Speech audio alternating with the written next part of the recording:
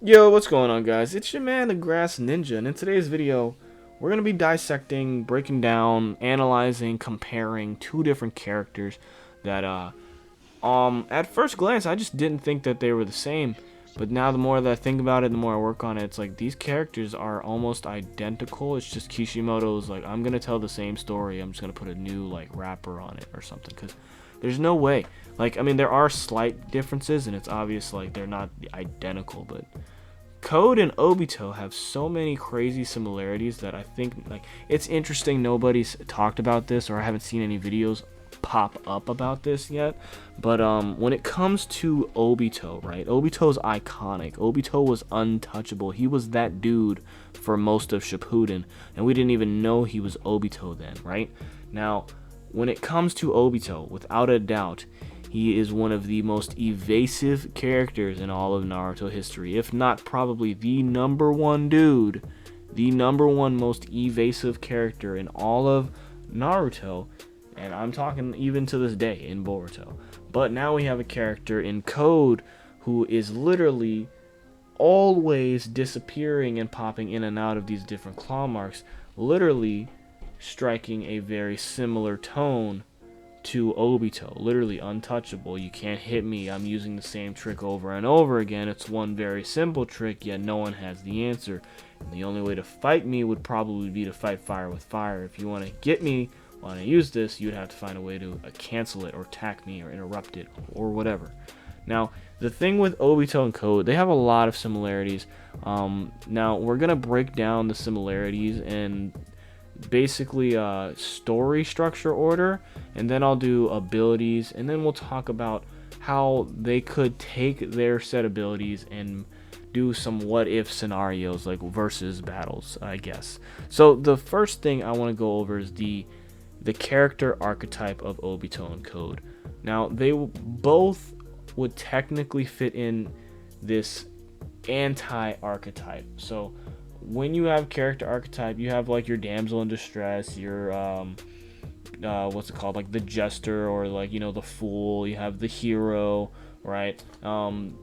So there's also like characters like anti-heroes, there's anti-villains, and I definitely think Obito and Code are part of this anti-archetype, where they're just the polar opposite or the juxtaposition of a classic archetype, and we're gonna play with that classic notion, and we're gonna disrupt your expectations, because it's like, oh, I know how this plays out, but this character always doesn't do what you think is gonna happen, right?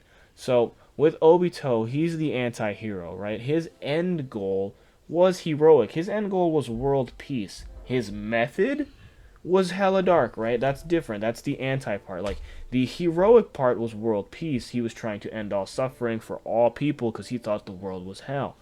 His method for doing that was unleash the Ten Tails and force everybody into infinite Tsukiyomi. You know what I'm saying? Now, obviously, evil, right? Obviously not cool, but that's the archetype. He's the anti-hero. He's literally Naruto if he went dark. He would have been like, I'm spitting the same game. I'm talking about world peace. I just don't care who dies in order to actually achieve world peace. Code is kind of like an anti-villain, where it's like he has a clear set goal, and it's very, very dark. It's very evil. Literally, his goal is devour all life on the planet, and then go to all the other planets in the universe and keep doing that until you evolve to the point where nobody could be considered your peer, right? That's Code's goal. Is literally, it's not even genocide or mass extinction or whatever. He's going around wiping out planets on a galactic scale, on a universal scale. Like, he's literally just going to be like forever and throughout all time until he eventually evolves, eating and devouring planets. That's his goal, right?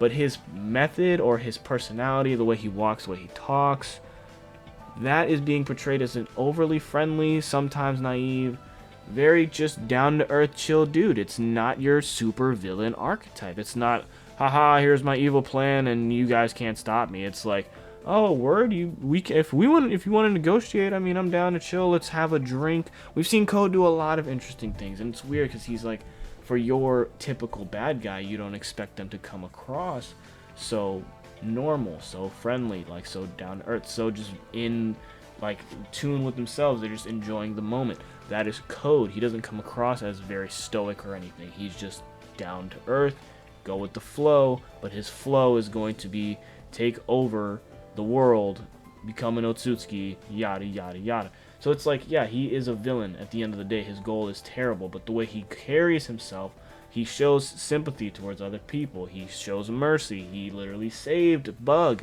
Like, you know, he negotiated with Kawaki. He was literally ready to take him to Ida without even using force. Like, he hates Kawaki, and he was literally going to show him mercy and not whoop his ass. That's the craziest shit to me, right? Now, Obito and Code have a lot more than just the character archetype. Of course, they've manipulated the Ten Tails. We've both seen it. Now in Chapter 72, Code has been able to manipulate the Ten Tails. And they have a very similar feat of spawning these like foot soldiers that they plan to use in battle. Both of them are some of the most evasive fighters in the series, using dimension hopping shenanigans. Obito's with Kamui. Code got the black bands, and basically they're just dimension hopping, or they're hopping between space-time barriers and all that good shit. They're untouchable. They've got teleportation with extra steps, right? Now, the last thing is that their character motivation, the thing that drives them, they're both simps, bro. Like, Obito got his heart broken after Rin died, and that was sad and all, but when you're like 35 or whatever, and you're still like, yo, my friend when I was 13, bro, I'm gonna destroy the world, like, there's a problem, right? Like, I didn't like the fact that he was so in love with Rin at that, like, point in his life where it was like, yeah, this world is hell. He was so, like, messed up that when he died in the afterlife, he envisioned himself as the kid Obito, because that was the last time he was the kid Obito, I guess. I got it, like, it was cool. Obito's dope, but when it comes to Code, like, he's also just a simp. Like, he literally got simp no jutsu to buy Ida, and then she broke up with him and told him to leave, and then he got heartbroken off of it, and then the first thing he decided to do was like, I'm gonna go get the Ten Tails and take over the world now, because that's the only thing I have left. So, like, that's the scariest thing ever to me, because it's like, okay, they both have an anti-archetype, they both manipulate in the Ten Tails the same way, both got dimension hopping shenanigans, and they're both simps. If Kishimoto is trying to paint this same or similar avenue for Code to walk down, right, where it's going to be like, yep, you're going to go through the same stuff, you're going to do all this stuff, it's the same shit, different suit, different skin, different shirt, you know what I'm saying? Then I'm really wondering, does that mean Code is getting played, and who is pulling his strings? Who's the puppet master manipulating Code? Because if he is walking down that Obito path, it's important to figure out and remember how Obito's path went, right? He did not win, he got taken over, and he eventually died, but he had a little bit of time to redeem himself. Code, if he goes through that same thing, since he's the anti-villain, I feel like they're going to scrub that last part, and he won't get any redeeming features. But I definitely think he is going to get played. I wonder how that's going to happen. Let me know what you think in the comment section below. My other thing, though, is that we're not even done with the things they have in common, right? So they both have abilities. They both have a power set. Now, the thing is, their power sets on paper look different. But then when you break down what each power does, they do the same thing. So it's like, bro, even their powers are very similar. So obviously, we got Black Bands and Kamui. I've already made this joke before. Teleportation with extra steps. Obito can teleport parts of his body to a dimension, or his whole body, or you to another dimension.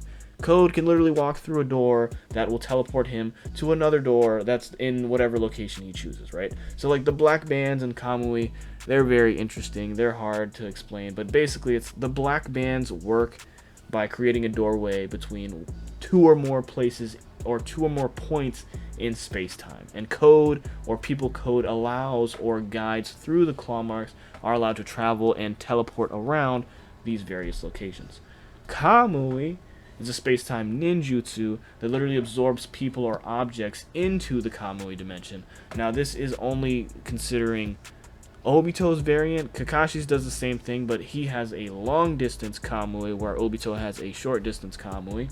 That means Obito's able to send parts of himself into the Kamui dimension, and that's how he's phasing through people's attacks, because when they hit him, those parts of his body literally go to the Kamui dimension, and then he brings them back as soon as they're no longer touching him, making him untouchable.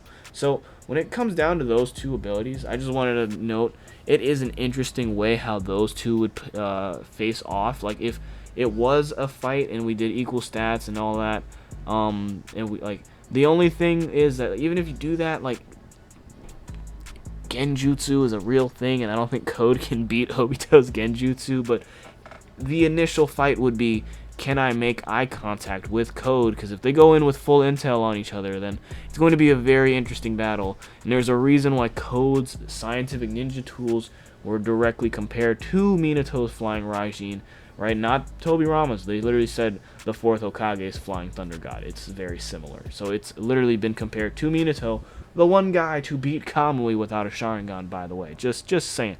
But obviously, they both have Kamui and the black bands, and that's interesting. But the other thing, they both have powers granted to them or gifted to them or sourced from the Otsutsuki. Now, this is the crazy thing. The Sharingan and the Rinnegan are both dojutsus, right? Now, Obito had access to both at one point in time, and then he became the Ten Tails Jinchuriki. So it was very clear when that happened that becoming the Ten Tails Jinchuriki does not give you Rinnegan. What gives you Rinnegan was, you know, Ashura, Indra, DNA mixing up or whatever, and you can spawn the Rinnegan that way. That only happened due to Black Zetsu, or Hagoromo if you give him that, you know, Hagoromo and Black Zetsu, two Otsutsuki creations, right? Because that's Kaguya's children right there. Literally creating the Rinnegan that gets passed down and used by Obito.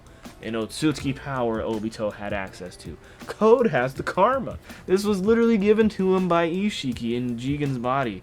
And he has access to the True Essence, which means he can literally use Ishiki's fighting style. He can literally pull some Ishiki combos.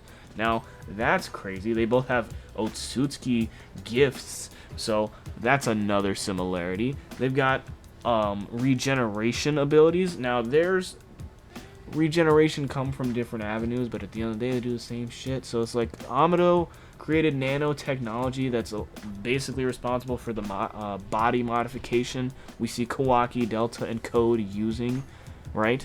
And that comes with a regen factor that increases your base stats. So you were literally way more regenerative than ever before.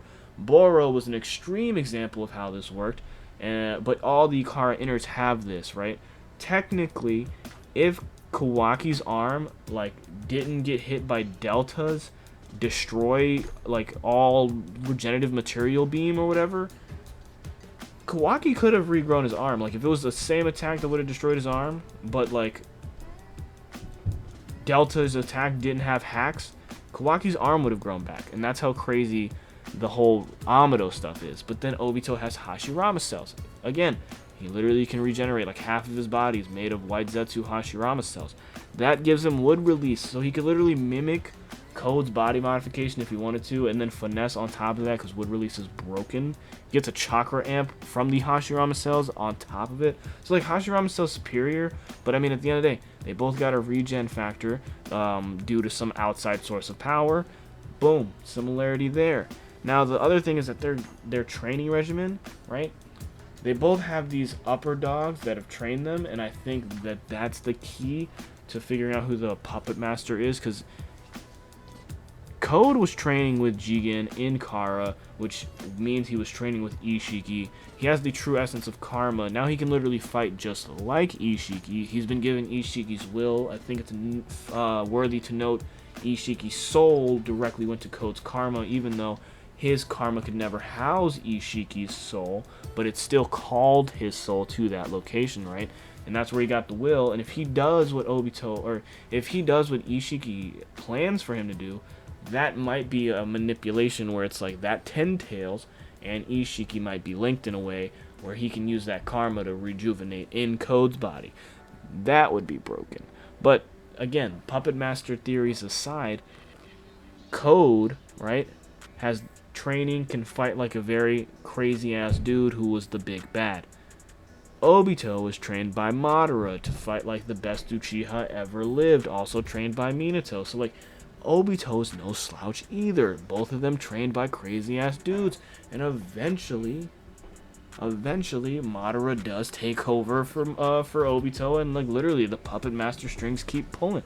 So if Madara did it, it's possible Ishiki can do it. It's possible Amado or somebody else might be able to manipulate Code, right? Because I don't see Code being that guy. Definitely getting some Obito vibes where it's like he's the guy before the guy. You know what I'm saying? But then, right? Then we have the final thing, the Ten Tails, right? They both have a Ten Tails they can bring into battle, right? That's the craziest part about it. Literally, Obito could summon the Ghetto statue whenever he wanted to. He literally used it to fight Choji just to distract some motherfuckers for like an hour. The way Obito was able to finesse the Ten Tails is a different level than what Code has. Now, Code's shit is respectable. Code has a Ten Tails army or a squad or whatever you want to call it. And these ten-tailed creatures he's manipulating are allowed to travel through the black bands, and Code doesn't have to directly assist them. They can literally jump into each other and travel through claw marks Code can preemptively set up. So if Code is smart, he could set a good strategy and have the Ten Tails invasion move incredibly fast and attack in a very sophisticated way. But it's also worthy to note Code's Ten Tails is technically still juvenile. It is considered a youngling, so it might not be as powerful or as massive in size as Obito's variation of the Ten Tails. And then the thing is that right now we don't know if Code has access to a ceiling mechanic that would allow him to become Jinchuriki, or maybe Jinchuriki-like, right? Obito definitely already did it. We already know he's the second sage of Six Paths. He used the Ten Tails coffin seal on the Ten Tails itself. And the crazy thing is, even if we put all of this together, we take all their abilities, their whole arsenal, and we put Obito and Code in a 1v1, right? Ten Tails aside, before that would even happen, you got to get past Black Bands and Kamui. I definitely think Obito could pull it off, but it would be very tricky and challenging. And the Black Bands definitely are not going to be easy for Kamui to get around, because Kamui doesn't destroy things that it absorbs. It would literally be disadvantageous for Obito to absorb any of Code's claw marks, because then he's giving up Kamui dimension, right? And then he has to remain unhidden by any claw mark. Otherwise, when he goes there, Code has access and can follow him. So it's very tricky when it comes to those two, but I think Obito could pull it off. And then the other thing is when it comes to Ten Tails on Ten Tails, if Obito can seal a large Ten Tails into himself, I wouldn't be surprised if he sealed the youngling Ten Tails into himself and just redid the whole Ten Tails Jinchuriki thing all over again. But let me know what you guys are thinking. Do you think Code... Sorry. Do you think Code is walking a similar path to Obito? Do you think Kishimoto is setting up for this puppet master technique where we find there's a bigger bad pulling the strings, manipulating Code? Or do you think he is going to stray off of the Obito path and take it further down the line? And we're going to see what could have really happened if a young simp dimension hopper, Ten Tails manipulator, anti-archetype character ran the show, right? Like, because Obito was running the show. Can Code do it? I don't really like Code as much, even though they're so similar, like, literally. But I don't like Code that much. Let me know what you guys are thinking. I'm your man, the Grass Ninja. Go ahead and subscribe. We're almost at 500 subs. Let's get to like 1,000, and then let's start blowing up. And, yeah, let me know in the comments how you guys feel about the video, how you feel about Code and Obito. They're really similar when you really break it down. And, yeah, peace.